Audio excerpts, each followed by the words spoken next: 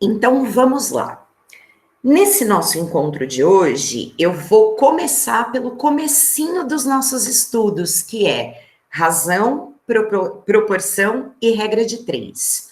Esse ano, né, os vestibulares em especial têm anunciado provas que devem trabalhar com conteúdos estruturantes. E, para mim, estes são conteúdos estruturantes. Aliás, grande parte do que eu trabalho, vocês vão ver que em algum momento eu vou até ressaltar, gente, daqui para frente é para um tipo de prova específico. Porém, esses conteúdos do início são conteúdos que sempre caíram muito e que eu acredito particularmente, claro, é só uma suposição, né? Que neste ano eles devem aparecer com bastante força, né? Porque são conteúdos considerados básicos, ou, em outras palavras, conteúdos estruturantes. O que é a razão? O que significa fazer a razão entre duas grandezas? Razão é quando a gente compara, e comparar matematicamente falando é quando a gente divide, tá? Então, razão entre A e B deve ser representada assim, A por B. Se for o contrário, a razão entre B e A, você vai botar B em cima e A embaixo. Beleza, essa é a teoria, só que eu sinto que eu preciso dar um toque em vocês, né? No sentido de como que quando isso aparece num enunciado, por exemplo, como é que eu traduzo para a linguagem matemática? Então, eu me lembro lá de um exercício que dizia assim, o número de seringas utilizadas, vou repetir, a razão entre o número de seringas utilizadas e não utilizadas era 2/9. Isso é só um exemplo, mas o que eu quero trazer para vocês? A e B é uma maneira genérica de representar grandezas. Só que nos nossos exercícios, a gente precisa reconhecer quem são essas grandezas e como a gente escolhe simbolizá-las. Então, voltando nesse exemplo que eu estava dizendo, né? A razão entre o número de seringas utilizadas. Então, número de seringas utilizadas e o número de seringas não utilizadas. Tá, é isso que está no texto. Mas para que eu possa manipular essas informações, o ideal é que eu escolha uma letra para representá-las. Então, uma letra qualquer. Mas uma dica que eu dou é, utilize uma letra que te ajude a lembrar do que você está falando, né? Então, nesse caso, por exemplo, eu diria seringas utilizadas, vou chamar de U. Seringas não utilizadas, eu vou chamar de N, por exemplo. E aí o enunciado dizia que esta razão era, vou inventar, tá? Que agora esqueci o número, 2/9. Tá, então, esta razão é a igualdade, né? 2/9. Então, acho que isso é o que pode ajudar vocês agora nessa etapa final, né? Como é que eu uso a teoria na resolução dos exercícios? E aí, pessoal, a gente já entra numa segunda palavrinha aqui, que é a palavra proporção. A proporção, ela é uma igualdade entre razões. Então, quando eu imponho que a razão entre utilizadas e não utilizadas é 2/9, eu estou estabelecendo uma proporção, uma igualdade entre razões. E aí, a propriedade da proporção que a gente mais utiliza é a multiplicação em cruz, né? É aquela que diz que o produto dos extremos é igual ao produto dos meios. Então, a gente sabe que isso aqui resulta em 9U é igual a 2N e pronto. Pronto no sentido de que, claro, esse exercício ele precisa me dar outras informações. E o meu objetivo aqui não é resolver este exercício, tá? Mas é te indicar, uai, como é que eu posso trabalhar, né? Como é que eu posso nomear as minhas variáveis? Beleza? E aí, lógico, lembrar essa tal de propriedade da proporção, que é a que a gente utiliza todo momento, não só na matemática, mas também na química, muitas vezes na física, exercícios que envolvem cálculos em geral. Alguns professores até brincam, né, que na química, por exemplo, só tem regra de 3. Sim, na química, muitas vezes a gente trabalha com sistemas que são proporcionais. Então, nessa situação de proporcionalidade, trabalhar com a multiplicação em cruz, que resulta, sim. Então, vamos falar o que é a regra de 3, né?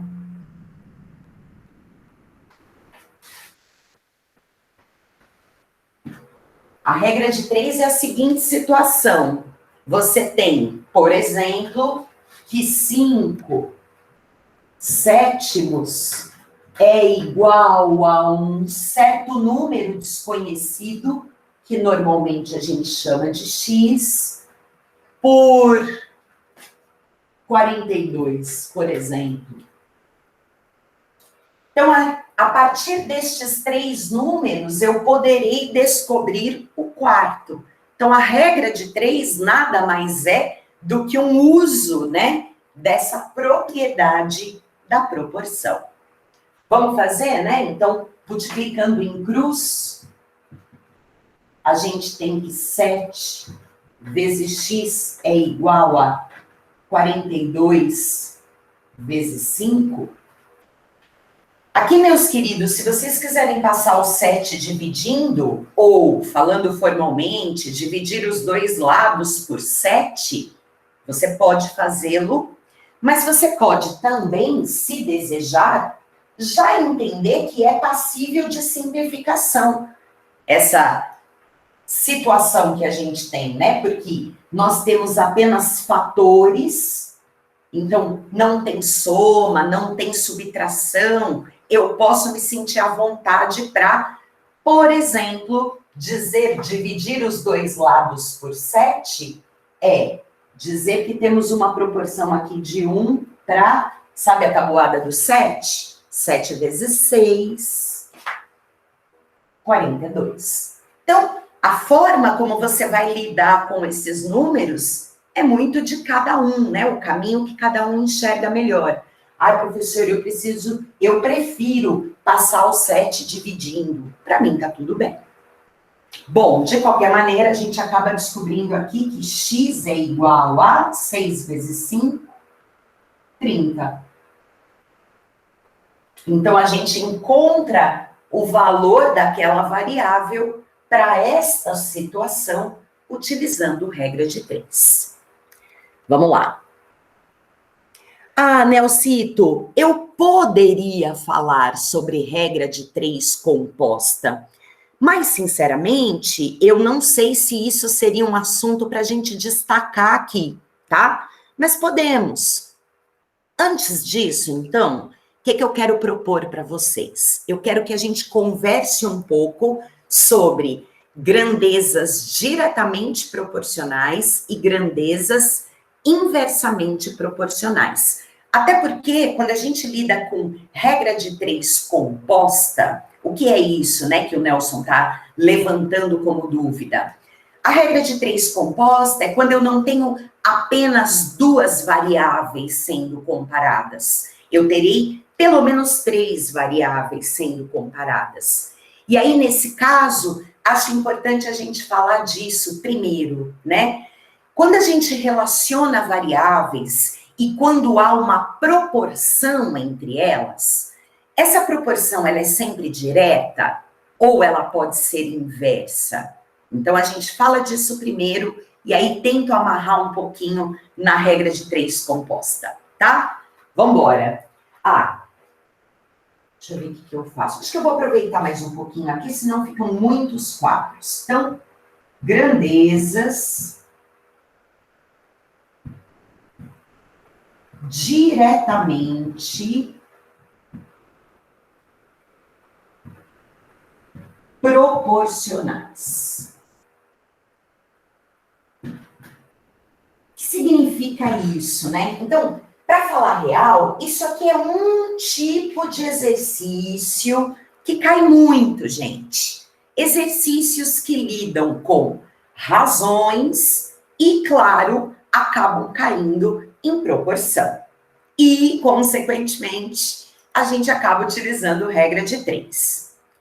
Daí existe um nicho de exercícios, especialmente no Enem, mas, de novo, esse ano, se as provas têm um desejo de serem mais estruturantes, eu tenho aqui para mim que o Enem é uma prova que, pelo menos desde sempre, se declarou estruturante.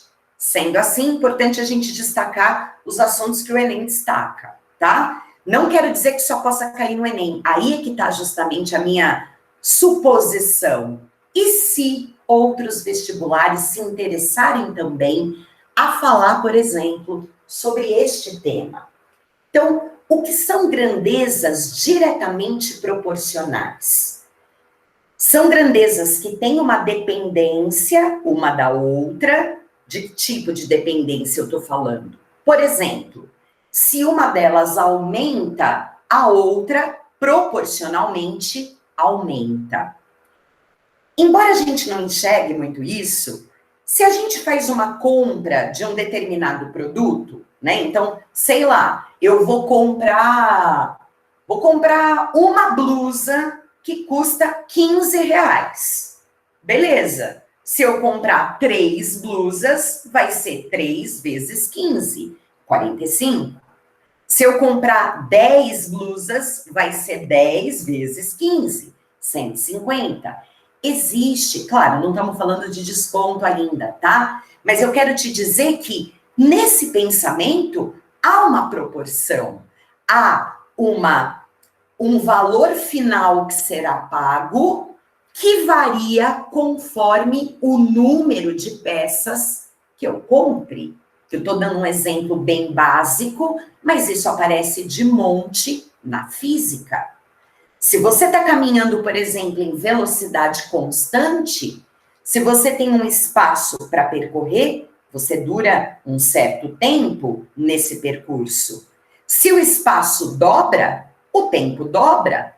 Então, reparem, essa ideia de grandezas diretamente proporcionais, ela pode ser reconhecida por nós sempre dessa maneira. À medida que eu percebo que quando uma aumenta, a outra aumenta também. E quando, claro, uma diminui, a outra diminui também, tá? Então, grandezas diretamente proporcionais, se uma cresce, a outra cresce proporcionalmente. E o contrário também é verdade. Se uma decresce, a outra decresce. O que vale, agora que vem o pá, né? O que vale quando duas grandezas são diretamente proporcionais?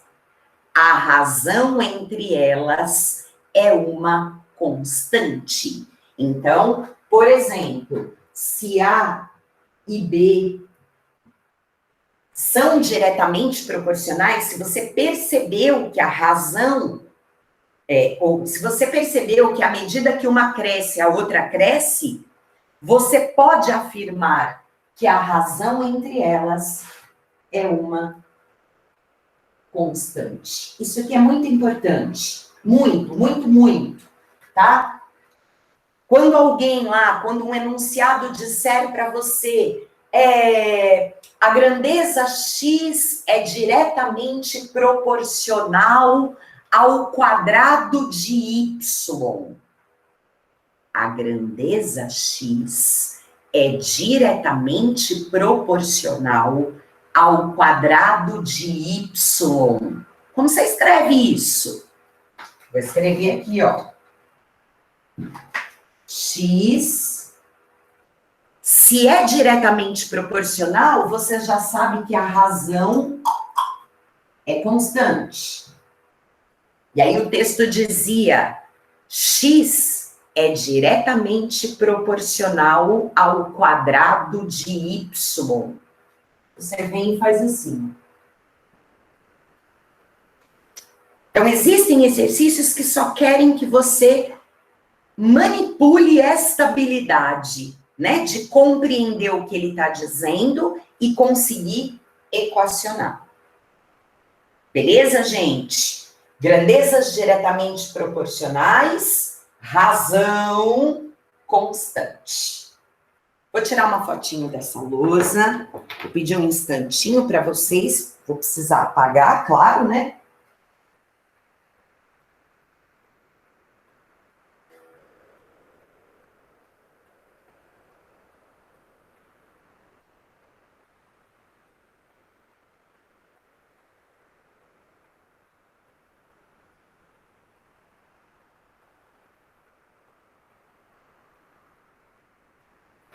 Prontinho.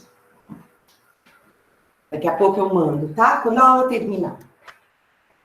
Bom, deixa eu apagar só esse comecinho, porque agora eu quero comentar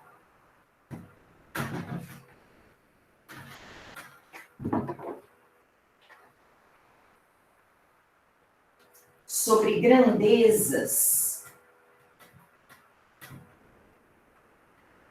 inversamente proporcionais.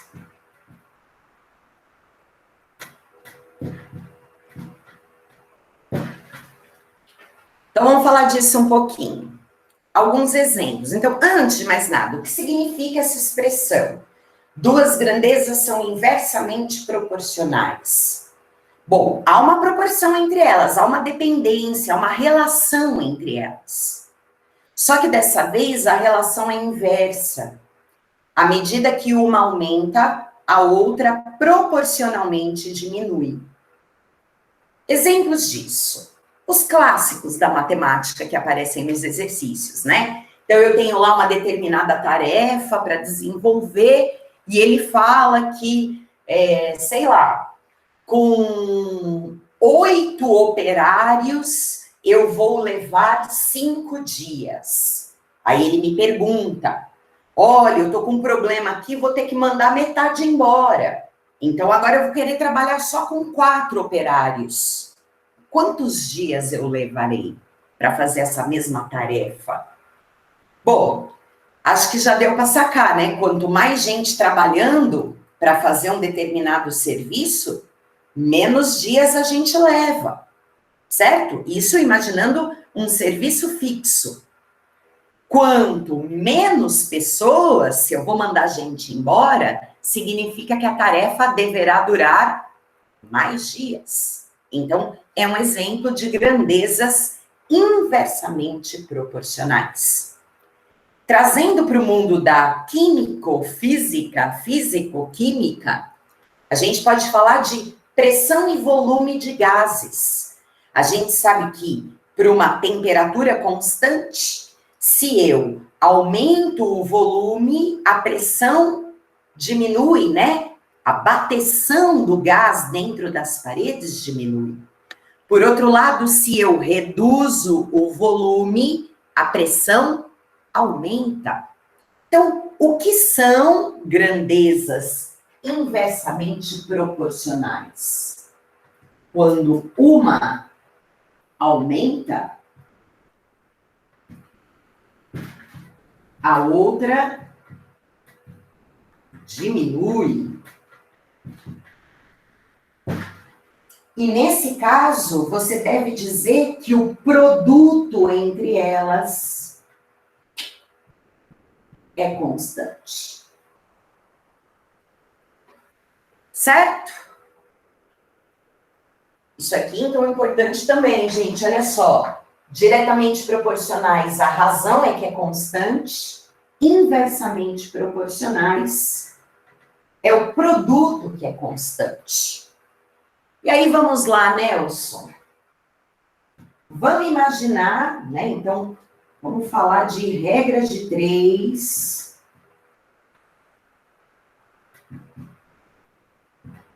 Composta. Só que a minha maneira, você vai ver o que eu vou dizer aqui. Então, vamos lá, vamos imaginar que você está num exercício, e aí ele começa a falar uma série de coisas, né?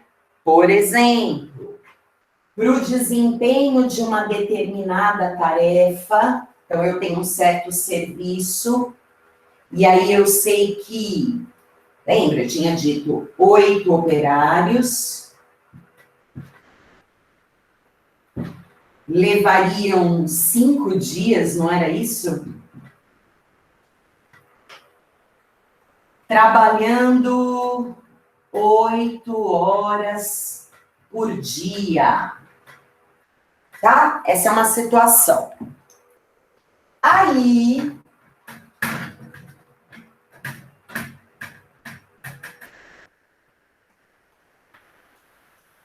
ele fala o seguinte, eu quero mudar isso, né? Como é que era mesmo?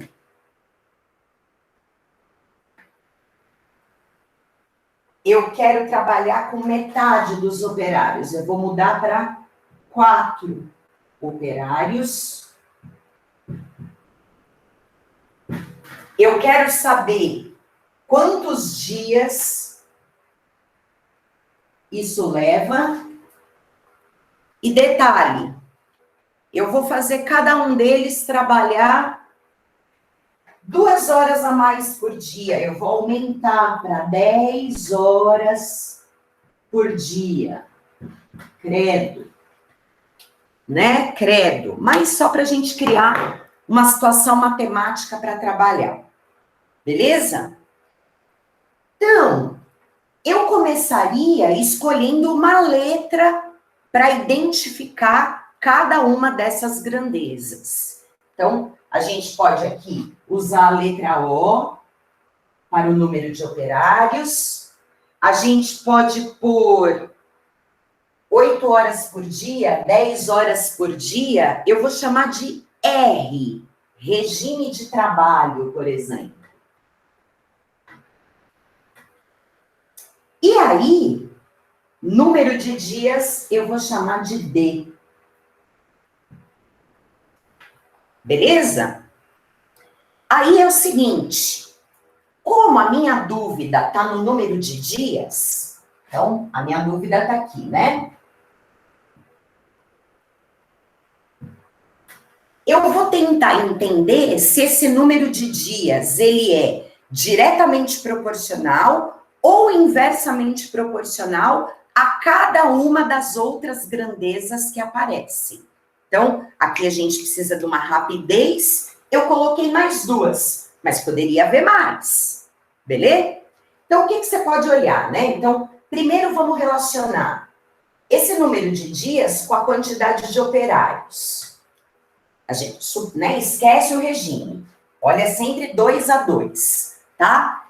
Então, eu já entendi que se o número de operários cai, o número de dias aumenta. Portanto, são grandezas inversamente proporcionais. Eu vou anotar isso aqui, ó. Essas aqui são inversamente proporcionais, tá? Então, número de dias eu não sei, mas eu acabei de identificar que é inversamente proporcional à quantidade de operários. São maneiras de anotar que eu estou propondo aqui. Agora, então, esquece o número de operários e olha só para essas 2 outras coisas. Vamos lá. Se o número de horas por dia aumenta, eu vou acabar trabalhando menos dias. Esquece o número de operários, pensa num operário só, tá?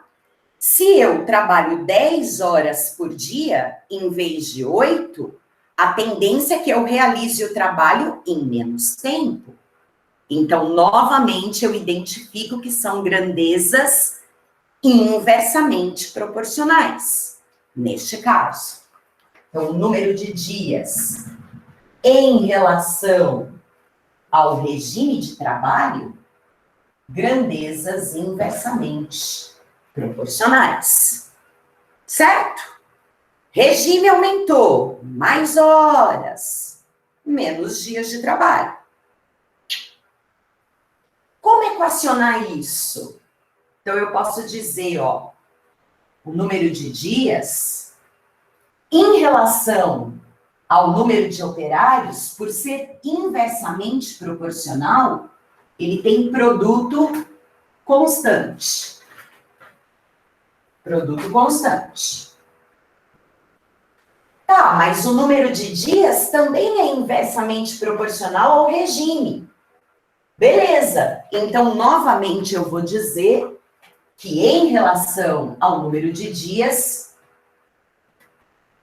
e regime também há um produto constante. Então eu posso aglomerar essas informações, ó. Produto constante. Produto constante. Na verdade, eu poderia separar as duas e juntar tudo numa terceira constante, mas vamos direto. Divisão, tá? Tá, Capelli, mas o que isso quer dizer? Quer dizer que se RDO é constante, é porque R1, D1, O1 tem que dar o mesmo valor que R2, D2, O2. E se houvesse uma terceira situação, R3, D3, O3. E aí você bota os números, né? Então, 8 operários trabalharão 5 dias em regime de 8 horas por dia. Vamos ver. Mudar do regime para 10 horas por dia. Qual é o novo número de dias que 4 operários trabalharão? Então, agora vamos que vamos. Eu vou dar umas simplificadas, tá? Por exemplo, 8 com 4 é 2 para 1. 10 com 5 é 2 para 1. E agora tem um 2 de cada lado, tá vendo? Se você quiser. Tem um 2 aqui, ó. E um aqui, ó. Então, sobrou 1 vezes 1 vezes 8. Esse tal de D2 aqui, ele vale, aqui é 1 vezes 1, né? 8 dias. Ficou feio escrito ao contrário, mas só para que a gente perceba, por exemplo, como seria essa regra de 3 composta. Enfim, nada mais é do que uma aplicação daquilo que eu queria compartilhar com vocês, que é a gente conseguir identificar quando que duas grandezas são diretamente proporcionais ou inversamente proporcionais e como colocar isso em linguagem matemática. Se houvesse alguém aqui que fosse diretamente proporcional, AD, eu teria feito assim, ó, e botado o cara aqui embaixo, dizendo que a razão é constante. Chega. Eu vou tirar uma outra foto, mesmo que esse pedacinho é da lousa anterior, mas acho que combina isso tudo junto, tá? E dessa maneira eu termino o primeiro grande tópico que eu queria desenvolver na aula de hoje. Eu, sinceramente, fico contente de poder falar tudo isso e eu espero que vocês compreendam a importância desse começo, pessoal. Eu não tenho motivo nenhum aqui para fazer propaganda, né, de coisas da matemática que sejam menos úteis para vocês nesse momento. Então, se eu estou dando um empenho nessa parte, é porque eu realmente acredito que pode ser muito importante para vocês um olhar mais, sabe assim, mais amplo sobre esse assunto, para não se sentir tão refém na hora da resolução dos exercícios, tá bom? Então, vou tirar mais uma fotinho. É bom que vocês respiram, eu também.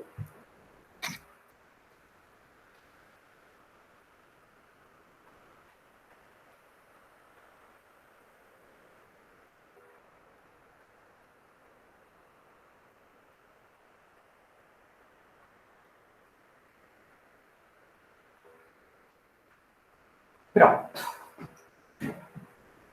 Perguntas? Alguém quer fazer alguma pergunta? Nelson, sente-se contemplado com a explicação?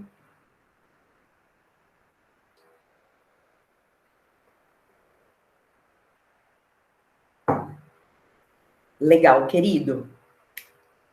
Maravilha, William. Se alguém quiser também, se forem lembrando de assuntos, podem puxando aí que eu vou fazendo a minha amarração, tá? Agora eu quero falar um pouquinho de porcentagem e a gente deve falar também de equação do primeiro e do segundo grau. Bom, a nossa primeira aula, ela termina 4h30 e a segunda aula começa 4h40. Acho bom fazer um intervalo por vocês, né? Ou vocês preferem que eu vá direto? O que que vocês acham melhor? Eu pergunto só para me organizar, porque se for para dar um intervalo, eu prefiro dar agora e voltar daqui 10 minutos, mas se for para ir direto também, eu estou pronta para isso. O que que vocês acham?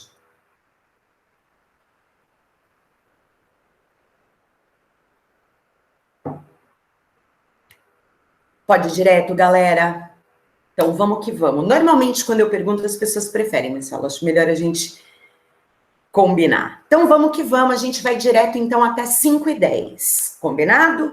Eu termino 10 minutinhos mais cedo e depois posso ficar aqui à vontade, caso vocês tenham dúvidas, a gente troca umas ideias. Beleza? Então, apagar essa luzona. Vamos para a segunda grande etapa. Um outro assunto que vocês sabem que também é muito importante, né? Porcentagem. Vai dividir a gravação ou vai deixar direto também?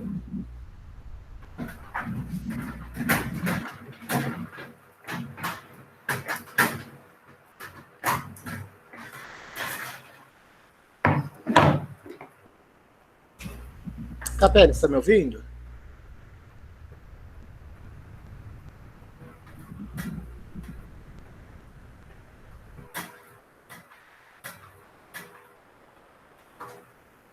Bom, uma altura dessa do campeonato, todos nós já sabemos.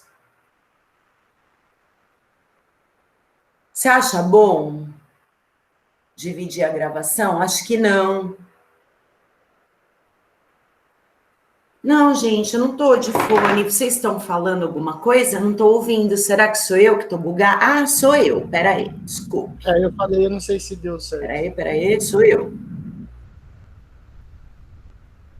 William, me perdoa, querido. Imagina, mas dá para ouvir agora.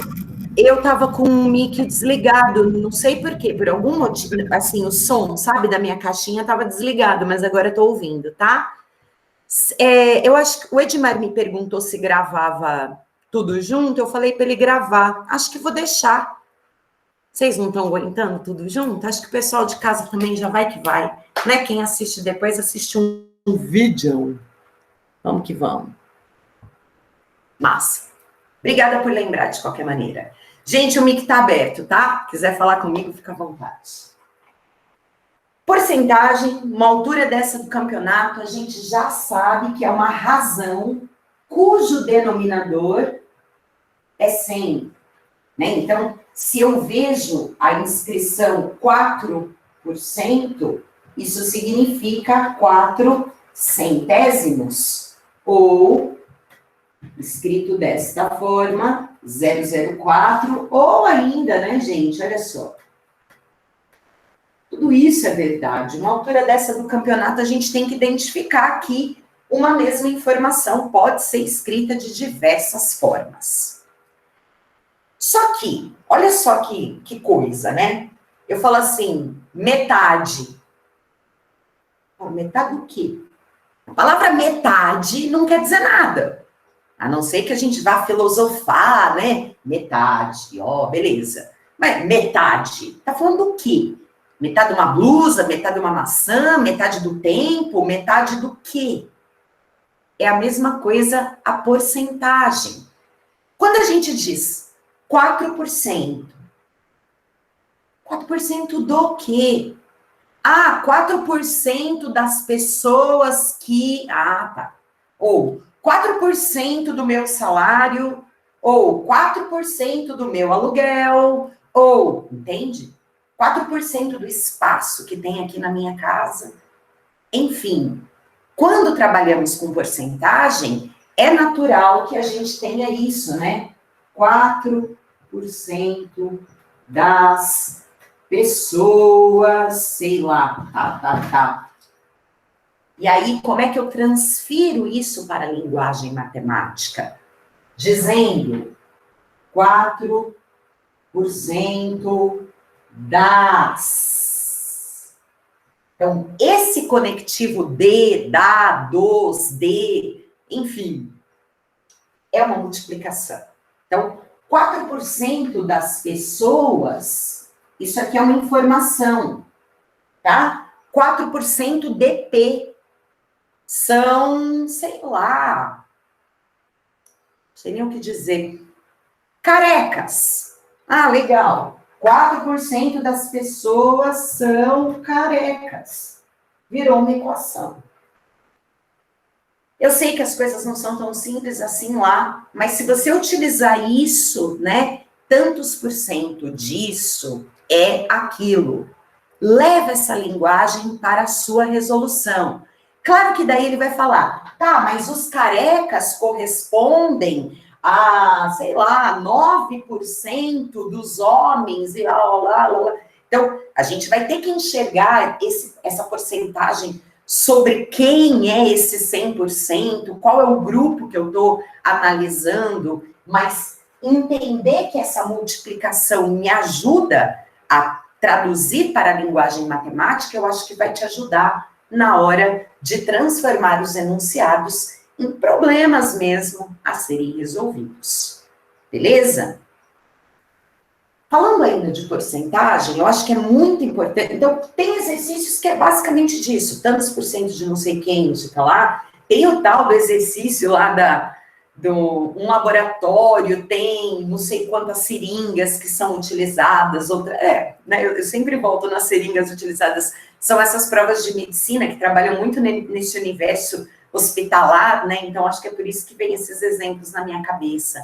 Mas tem, acho que é da FAMEP, ou da FAMEMA, ou da FAMECA, um exercício trash, que é só porcentagem. Mas ele vai falando que numa estante, tantas seringas foram, tantas não foram, aí as que não foram, não sei quantos por cento foram guardadas, aí dessas guardadas, tantos por cento, defeituosas, não defeituosas.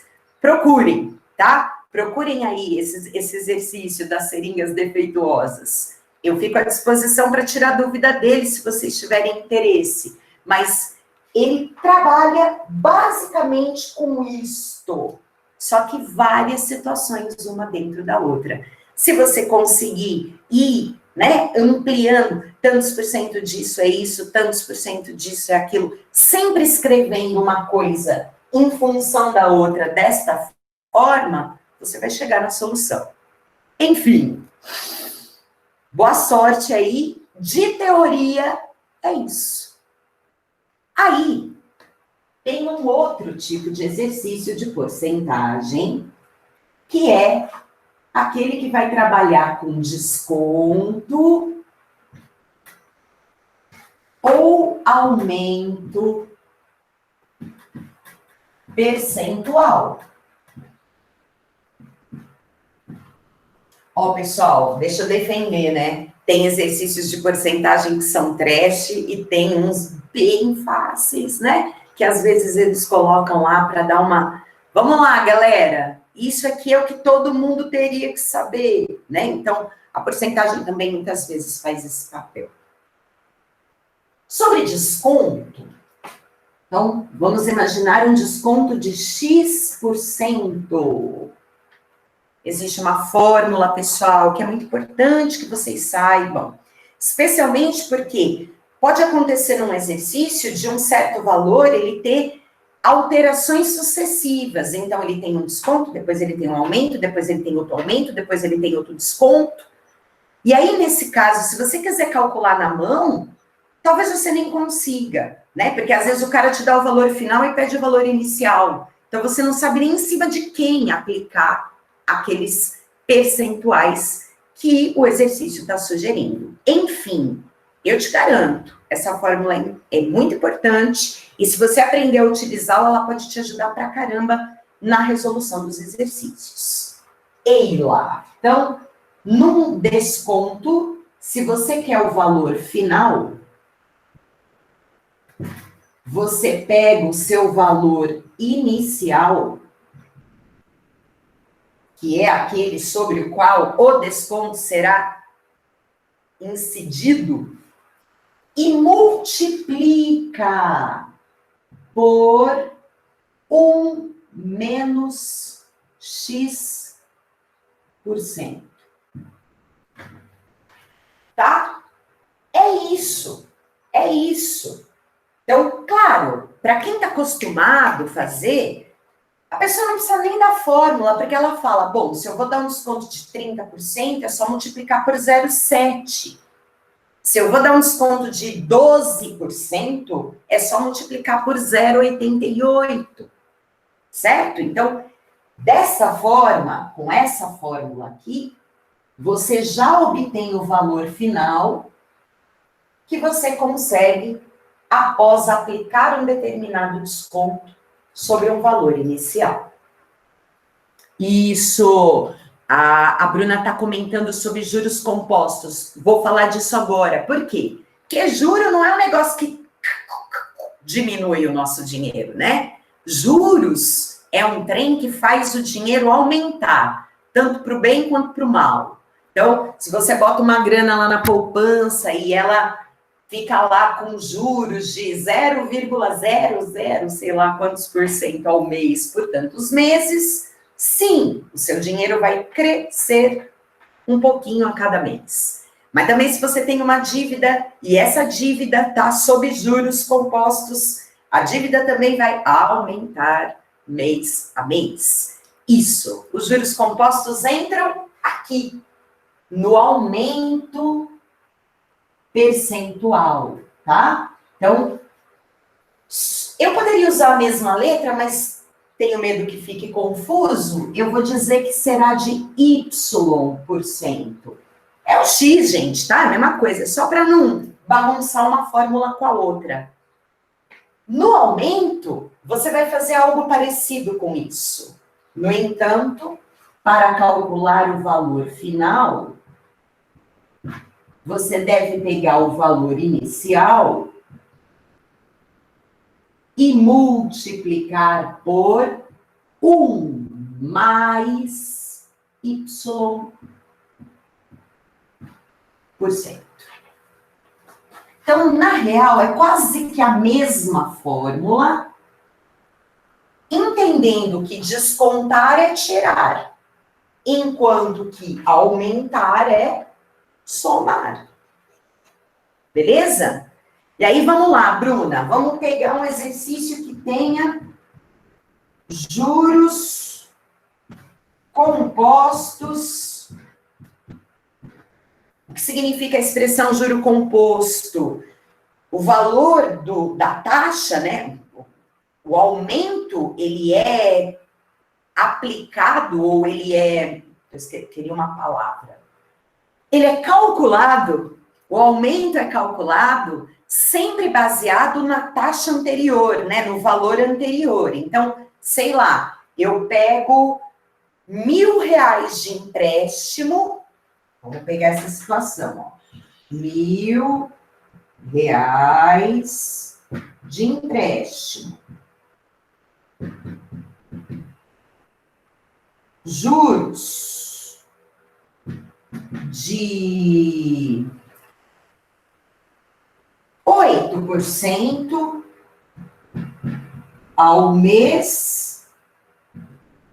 E aí eu fico devendo, sei lá. Ai, não vamos dever muito não, senão vai dar... Bom, a gente pode não fazer a conta, né? Só deixar ela indicada. Vamos imaginar que você fica devendo 11 meses, vai. 11 meses. Então, o que vai acontecer? Qual vai ser o tamanho da sua dívida no final de tudo isso? Bom, a gente pode ter a cara de pau de chamar isso de montante. Ah, não tem nem cor. É montante da dívida. Mas montante dá uma ideia de dinheiro bom, né? Só que nesse caso, é o montante da dívida, credo, que é o valor final. Acho que prefiro. O valor final será o valor inicial.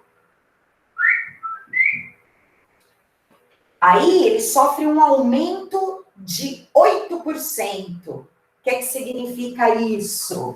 Você vai multiplicar ele por 1 mais 8%. Eu vou mudar, tá? Lembre-se que 8% é 0,08, 0,08. Se você soma 1 com 0,08, isso aqui na realidade vai dar, vou por aqui, tá? 1,08. Mesma coisa. Então, o teu 1.000 será multiplicado por 1,08 no primeiro mês. E aí, este resultado será multiplicado por 1,08. E o próximo resultado, entende? Então, esse 1,08, ele será um multiplicador que vai atuar 11 vezes. 11 vezes. Elevado a 11, tá, gente? Eu vou passar ali. Valor final, você vai precisar pegar 1.000 e multiplicar por 1,08 elevado a 11. Claro que essa conta é impossível da gente fazer, né, no tempo de prova. Você vai ficar um dia fazendo isso aí, 1,08 vezes 1,08 vezes 1,08 vezes 1,08. Então, muitas vezes um exercício desse tipo, ou ele para por aí, ou então ele vai te apresentar uma tabela, né? Utilize 1,08 elevado a... Sabe quando ele fala elevado a x, ele fala para x igual a 1 dá tanto, para x igual a 2 dá tanto. Enfim, existem várias maneiras dele te dar essa informação, caso ele queira realmente que você faça esse cálculo. Mas pode ter certeza que o dinheiro vai aumentar bem, a dívida vai aumentar bastante. Beleza, gente? Eu acho bastante importante a gente utilizar essa fórmula, especialmente quando a gente tem exercícios com aumentos superiores a 100%, tá? Porque fazer desconto é fácil, né? A gente faz na vida. A gente pede desconto, a gente sabe calcular desconto. Aí a gente pega o valor inicial, tira o descontinho, né? A gente sabe fazer isso. Ah, por isso que eu não gosto de fórmula. Tá, mas você quer um passinho a mais na matemática? Quer conseguir resolver um pouquinho mais de exercício? Então, eu te apresento, elas podem te ajudar bastante a calcular, e aí, como eu estava dizendo, aumentos superiores a 100%, às vezes é difícil da gente enxergar, né? Então, eu recentemente resolvi, acho que foi em qual das provas? Agora é tanta prova que a gente está resolvendo nos vídeos, né? Acho que foi na da FUVEST, que ele falava lá que o salário mínimo em 15 anos teve um aumento de 300%. O que seria aumento de 300%? Você vai multiplicar por 1 mais 300%. 300 sobre 100 dá 3. 1 mais 3 dá 4. Então, quando eu multiplico um número por 4, eu estou dando um aumento de 300%. Por outro lado, ele dizia que a inflação aumentou 100% no período. Acho que era isso. E aí você botava 100%, dá 1. 1 mais 1 dá 2. Quando você dobra um valor, você está dando um aumento de 100%. Enfim, aí ele pedia lá o valor real, né, do aumento do salário mínimo. Se o salário quadruplicou, mais o poder de compra dele, né, as coisas que ele compra, duplicou, significa que se antes eles empatavam, agora um é o dobro do outro, ou seja, o salário em relação ao que ele compra, se é o dobro, é 100% maior. Quem tem interesse, entra lá nos vidinhos da FUVEST, essa questão foi resolvida por mim lá. Beleza? De porcentagem era isso. Se vocês não tiverem nenhuma pergunta, a gente segue para o próximo tópico, que é equações, tá? Professora, eu tenho uma dúvida em relação à porcentagem, que é das preposições. Quando você falou de D, você tem que pegar uma quantidade, a outra tem que pegar outra. Eu sou bem confuso isso para mim. Você pode dar uma explicadinha, por favor? Olha, na verdade, quando a gente fala porcentagem, é sempre D, tá? Então, porcentagem dos meninos, a porcentagem das crianças, a porcentagem do dinheiro, é sempre, quando eu falo, é D com A, D com O, D com As, D com Os e D, mas é sempre multiplicação, tá bom? Esse não é um momento da matemática que tem aquela história de A tanto, D tanto, né? Eu vou fazer um aumento de tantos por cento sempre. Eu não vou chegar a tantos por cento do valor, entende isso? Então, é um momento da matemática que a preposição de é quem vai reinar. Você só tem que enxergar num exercício, e até se vocês quiserem, eu posso trazer no nosso próximo encontro, um exercício bem caprichado de porcentagem com várias coisas uma dentro da outra, para você ver uma aplicação de tudo isso que eu estou falando, tá? Beleza, obrigada. E aí, assim, apesar que você falou isso, né? Não é natural, mas suponha, né? Ah, o preço da gasolina vai aumentar a 500% do valor original. Quando eu digo, aí é mais a língua portuguesa mesmo, né? Aumentar eu estou falando lá do tempo futuro já. Então, se eu vou a 500%, esse 500% já é o meu valor final. Então, talvez ele me perguntasse de quanto foi esse aumento percentual. Mas acho raríssimo, sabe, gente? De verdade. A gente, às vezes, olha lá para os exercícios de porcentagem e pensam que eles estão falando uma outra coisa. Fala, meu Deus, não estou conseguindo resolver. Mas não, pode crer, é isso aqui que eles estão falando. Ou eles estão enfiando tantos por cento de, várias coisas num só, ou então eles estão dando descontos, diminuições ou aumentos. É isso mesmo que a gente vai ter contato lá na hora da prova. Vou dar uma última faladinha aqui, tá? A última, vou falar até 5:10. Eu acho bacana, gente, de verdade, se der, eu sei que vocês estão com muita aula, muita teoria, né? Mas olhem depois para alguma prova que vocês têm interesse, encontra lá esse assunto, fala, pronto, achei um de porcentagem, deixa eu tentar resolver. Se você não conseguir, o meu WhatsApp está completamente à disposição, é real isso, tá? Eu tô falando sério, a molecada aqui que trabalha comigo no dia a dia tá sabendo disso, então manda para mim, Capelli, não consegui fazer esse. E daí eu mando a resolução para vocês, tá bom? Tenho muita coisa resolvida aqui. Ah, gente, eu fico feliz, agradecida, tá? Mas é de verdade. Agora, na revisão, a gente tá cansado, tá todo mundo cansado, mas a gente quer que dê certo. Nós ficamos aqui esse tempo todo, independente de vocês serem nossos convidados ou nossos alunos formais ali no ano todo. Pô, vocês estão aí, né, prestando provas num período tão complicado. Então, o que eu posso fazer de coração mesmo e de ofício é ajudá-los, beleza? Então, às vezes vocês me mandam uma pergunta, eu não consigo resolver exatamente no dia, mas eu já tenho muita coisa resolvida. Às vezes, para mim, é só tirar uma fotinha e mandar para vocês. Obrigada pelos elogios aí no chat, fico feliz. Eu já tirei foto? Não. Olha eu distraindo, depois não vai ter foto. Gente, mas é isso, embora seja uma aula gravada e talvez as pessoas tenham uma pressa, né, nesse momento, não deixa de ser um encontro para mim. Então, acho importante a gente conversar, tira dúvida, tá? E é isso. Eu valorizo, é muito louco, né? Foi difícil aceitar essa coisa da relação, mas já que é por aqui, então estamos juntos. Eu acredito que a gente está junto nessa. Beleza? Vamos embora. Próximo tópico. Estou feliz que eu estou conseguindo fazer tudo o que eu queria hoje. Eu planejei várias coisas aqui, mas a gente nunca sabe, né? Se vai dar tudo certo. O tempo, principalmente.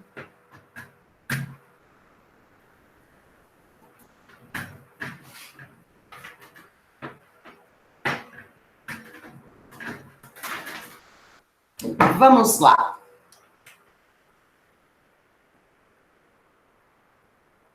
Falar de equações do primeiro grau.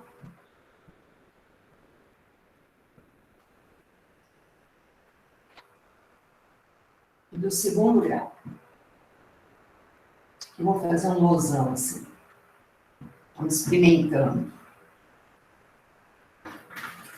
Nas equações, a gente tem igualdades, né? Sentenças matemáticas que envolvem igualdades, e essas sentenças são abertas, isto é, elas possuem uma incógnita, uma variável. Equações do primeiro grau, elas vão ter a seguinte cara: ax mais b é igual a zero. Ó o zero. O meu cérebro já estava lá na frente, eu ia falar, e A tem que ser diferente de zero, o A já apareceu escrito aqui. Então, ax mais b igual a zero. A precisa ser diferente de zero. Por quê, Capelli? Bom, porque se o A for zero, zero vezes x dá zero. Eu deixo de ter uma equação, eu deixo de ter uma sentença aberta. Por quê? Porque B, embora seja designada por uma letra, B é um número real qualquer. A é um número real, exceto zero, tá? Então, A e B são reais.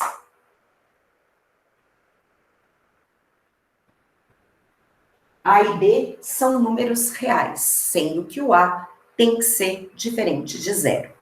Enfim, qualquer coisa desse tipo, né? Sei lá, 2x menos 3 igual a zero. Você caiu numa situação como essa, tá todo mundo careca de saber como resolver. A gente vai isolar o x, né? Então, primeiramente, a gente soma 3 dos dois lados, que é o bom e velho, passo o menos 3 para lá, trocando o sinal, vai ficar 2x é igual a 3, e divide os dois lados por 2, ou, em outras palavras, passo 2 dividindo. O pessoal lá da matemática, meus professores chorariam me ouvindo dizer isso. Nós estamos aqui na etapa final da preparação, então vamos que vamos. 3 sobre 2. Achamos a solução, achamos o conjunto verdade. Então, solução, ou conjunto verdade, ou ainda podemos dizer que isso aqui é a raiz da nossa equação do primeiro grau, que nesse caso vale 3 meios, dependendo, lá pode estar escrito 1,5, é claro. Beleza, gente, a equação do primeiro grau é isso. Onde é que mora um pouco mais de coisas para relembrar? Penso que na equação do segundo grau. Então, ela é justamente chamada de segundo grau porque a nossa variável vai aparecer com expoente 2. Esse será o expoente máximo dela. E aí, a cara de uma equação do segundo grau é essa, né? AX quadrado mais BX mais C igual a zero. Então, uma igualdade, A, B e C são números reais, números quaisquer, exceto A, que continua precisando ser diferente de zero. Por quê? Reparemos, se o A for zero, zero vezes x quadrado desaparece esse termo, não é que aí é impossível, né, da gente, o A não pode ser zero. Ué, poder pode, só que se o A for zero, eu acabo caindo numa equação do primeiro grau. Então, se eu estou estudando equações do segundo grau, o A precisa ser diferente de zero.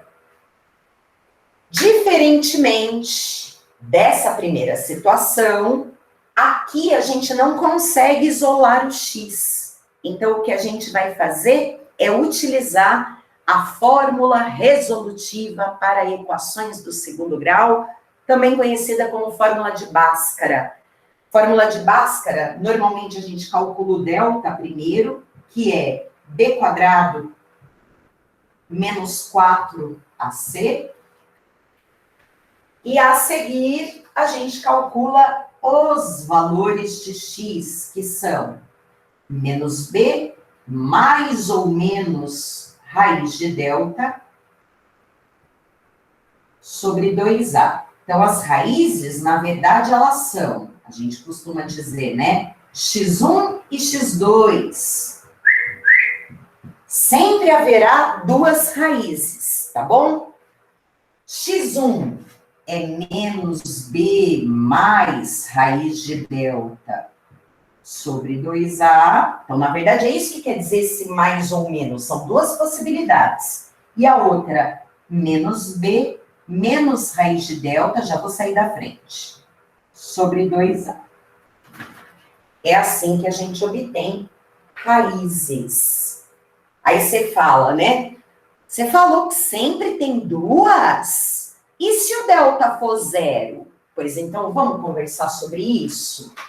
O delta, também conhecido como delta ou discriminante.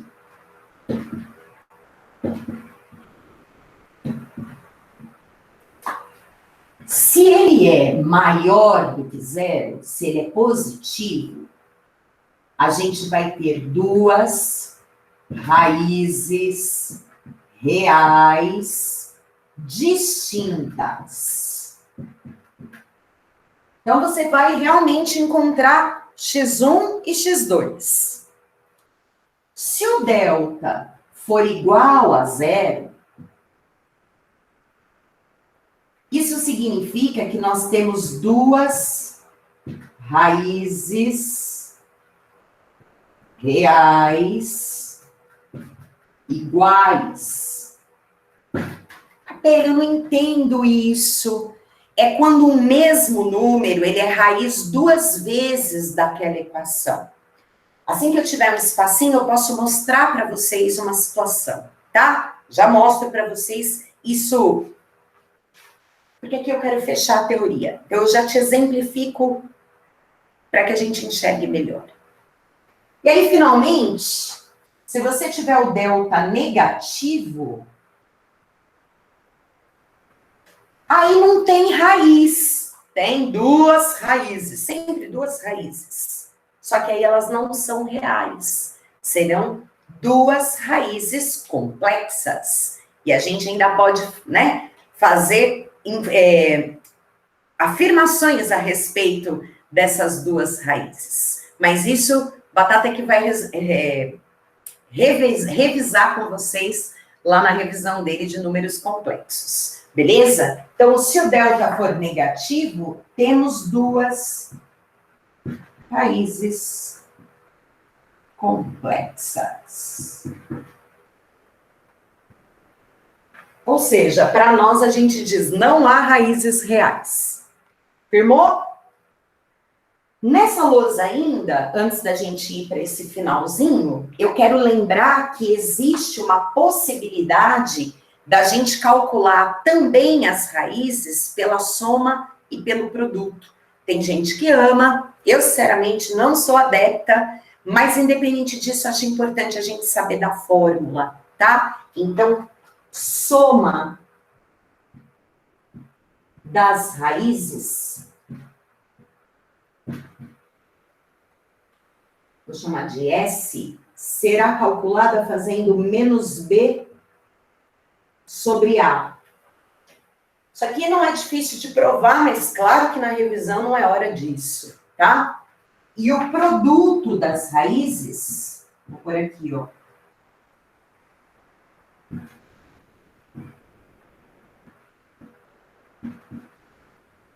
Chama ele de Pzão. Dá para calcular fazendo C sobre A. Então, você pode afirmar que x1, independente de quem sejam, né? x1 mais x2 é menos B sobre A. E x1 vezes x2 é C sobre A. Pessoal, essa lousa é poderosa. É muito importante que vocês revisem isso. São conceitos que serão importantíssimos. Às vezes acelera o processo, às vezes não. KKK, sou eu? Ah, então, verdade, William. Mas tem gente que acha que vai mais rápido. Eu, sei lá. Fiquem à vontade. Isso agora não é hora de julgamento, não é? Cada um utiliza o método que acha melhor para encontrar as raízes ou os elementos pertencentes ao conjunto solução das equações do segundo grau. Vou apagar, mas antes fotografar. Quero muito que vocês fiquem aí mais um instantinho, se possível. A gente tem 10 minutinhos. Eu quero mostrar para vocês essa situação, né? Eu fico quieta para tirar foto, como se fosse sair a minha voz na foto. Ai, ai, ai.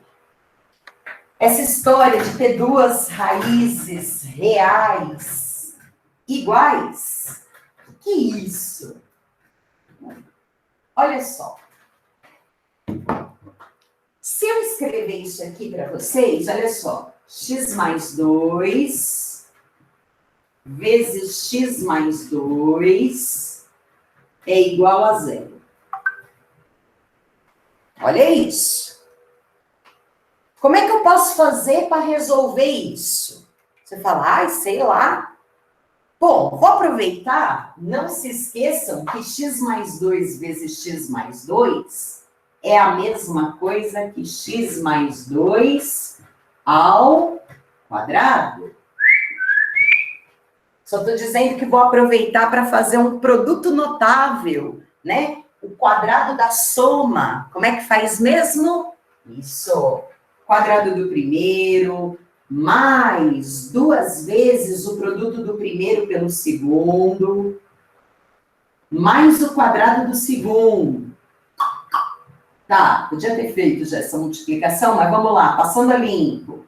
X quadrado mais 2 vezes 2, 4x mais 4, igual a 0. Olha onde nós caímos. Numa equação do segundo grau. Experimenta resolver ela para você ver o que que dá. Acha o delta, vamos? Delta é b ao quadrado menos 4 vezes a vezes c. 4 vezes 4, 16. 16 menos 16, o delta deu 0, claro. Delta deu 0 significa que eu só tenho uma raiz. Vamos achar essa raiz.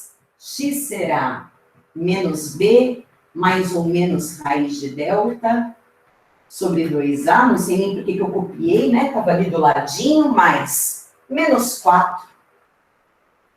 Mais ou menos raiz de 0, que é 0, sobre 2. Ou seja, menos 2. O menos 2, ele é raiz 2 vezes desta nossa equação. Então, Tanto se eu boto ele aqui, ó, quanto se eu boto ele aqui,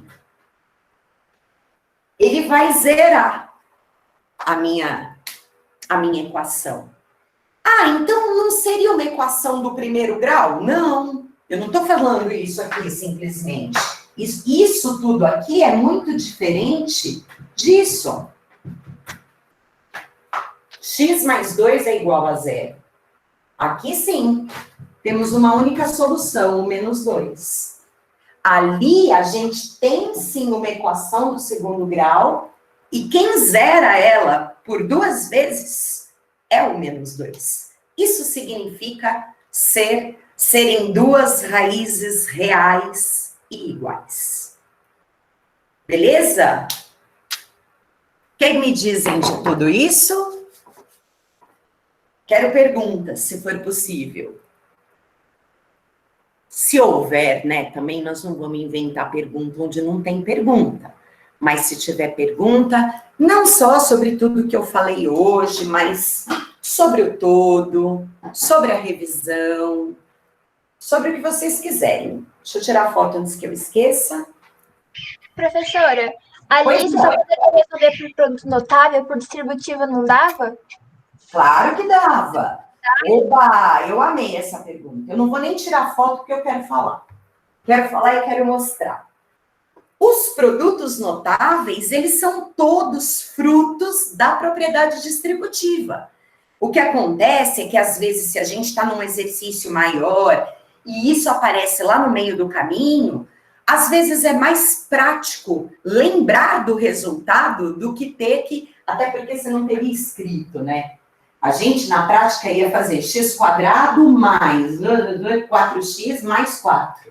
Então, a ideia, olha só, produto notável, é um produto importante, é um produto que a gente faz muito e que, portanto, convém lembrar do resultado.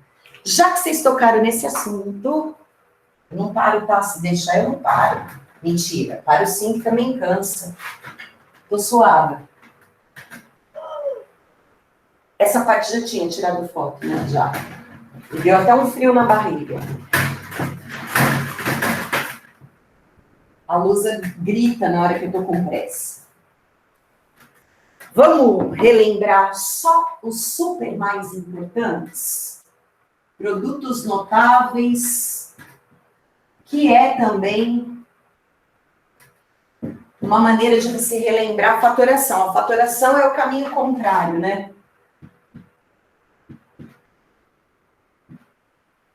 Então, vamos lá. O quadrado da soma, que é esse que a gente acabou de usar.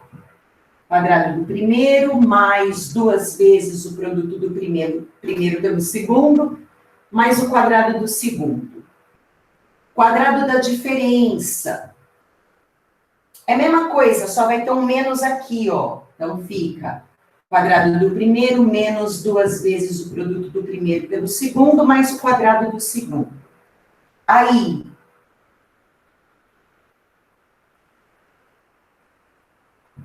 o produto da soma pela diferença de 2 números, A mais B vezes A menos B. Isso aqui é A quadrado menos B quadrado. Para mim, esses são... Deixa eu aceitar o Matheus aqui. Esses são os 3 mais importantes, tá? Isso aqui é realmente instrumento para levar na caixinha de ferramentas. E aí, se você é cabeçudo, gosta de decorar mais coisas, pode ser que você precise do cubo da soma. E aí é A ao cubo mais 3 vezes o quadrado do primeiro pelo segundo, mais 3 vezes o primeiro, vezes o quadrado do segundo, mais o segundo ao cubo. E também o cubo da diferença, já que fez um, faz o outro, né? Só que em exercícios de geometria, às vezes a gente pode cair numa coisa dessas. Especialmente provas mais avançadas, né? Vamos ter fé. Então, agora é mais, menos, mais, menos. Então, menos 3A quadrado B mais 3AB quadrado menos B ao cubo. Ó, ou você decora que é mais, menos, ou você observa que o menos é culpa do B. Então, toda vez que o B tiver um índice ímpar, aquele número vai ser negativo. Veja, aqui o B está elevado a 1, por isso que fica negativo. Aqui ele está ao quadrado, por isso que fica positivo. E aqui ele está elevado ao cubo, que é ímpar, por isso que fica negativo. Agora chega, agora sim eu vou tirar foto. Eu agradeço muito quem falou no áudio, nem não consegui identificar na hora, mas obrigada pela observação. E tudo isso aqui é fruto da distributiva. Se você quiser fazer as respectivas distributivas, vai chegar nos resultados. Muito obrigada, professora. Eu é que agradeço a contribuição preciosa.